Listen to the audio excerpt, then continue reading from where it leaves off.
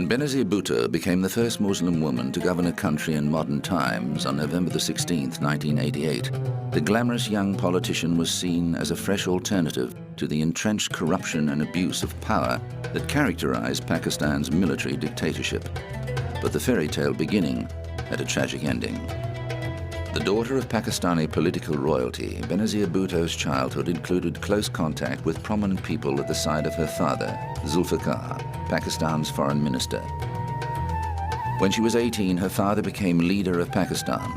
Bhutto herself left the country to attend Harvard and Oxford universities. But in 1977, General Zia seized power in a military coup, while Zulfikar was sentenced to death and hanged 2 years later. Bhutto herself spent 5 years in jail, much of them in solitary confinement. These circumstances shaped Bhutto's attitudes and directed her destiny. In 1984, she was allowed to leave the country on medical grounds and moved to England, where she became a leader in exile of her father's political party, the Pakistan People's Party, taking over from her mother, Nusrat. In 1988, she was elected Prime Minister of Pakistan, but was forced from office twice, when her political opponents attempted to discredit her and her husband, fellow politician Asif Ali Zardari. Democracy has never been given a chance to grow in Pakistan. As an example, I was allowed only 5 of the 10 years to which the people of Pakistan had elected me to govern.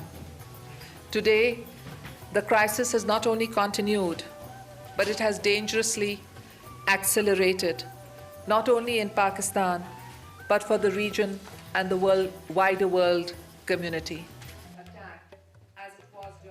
The suppression of democracy in my homeland has had profound institutional consequences. The major infrastructural building blocks of democracy have been weakened. Political parties have been marginalized, NGOs dismantled, judges sacked, and civil society undermined.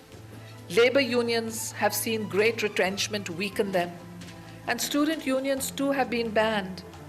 So we don't have the emergence of a generation of leaders trained in the universities for the political art of debate, discussion, give and take, and compromise. Following years in exile, Bhutto began secret talks with Pakistan's military government in 2007, which culminated in her return to Pakistan on October the 18th of that year. It was a triumphant homecoming, and there was a wave of popular support. Bhutto appeared to be a strong contender in the upcoming general elections.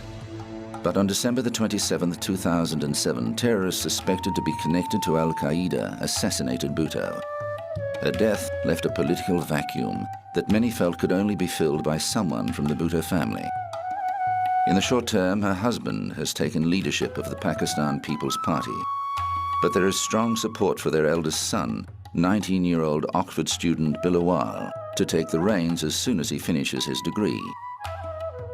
Many countries condemned Bhutto's assassination. British Prime Minister Gordon Brown said the best response to her death would be to build a strong and democratic Pakistan. This atrocity strengthens our resolve that terrorists will not win there, here, or anywhere in the world. And we will work with all in the Pakistani community in Britain and elsewhere in the world so that we can have a peaceful and safe and democratic Pakistan.